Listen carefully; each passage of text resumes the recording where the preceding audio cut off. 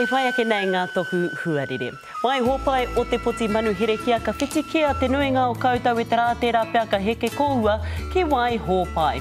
Hoki tika māpera rangipaki i te nuinga o te wai ngari anō koutou o whakatū kauaina koutou mo te roanga o te rā a pōnoa. Te tihi o maru hakatere o tautahi he rangi ka puapua tērā pia ka whetero mai a tamanui te rā i tahi wai ngari anō koutou o kai kaura heke ana ko ua kia koutou.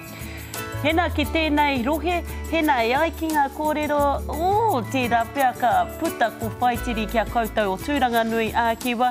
Te upoko o te ika ka heke ko ua kia koutou, engari te pāmahana wera, kei tōna rua te kaumārima te pāmahana. Te wai ariki he ua hei te ata tērā pia ka papā ko whaitiri ki te nuinga o tēnei rohe. Rohe whakamutunga a he krihi me te māku mo te nuinga papā ko whaitiri pia ki taku wā kāinga o te hiku o te ika a Māui.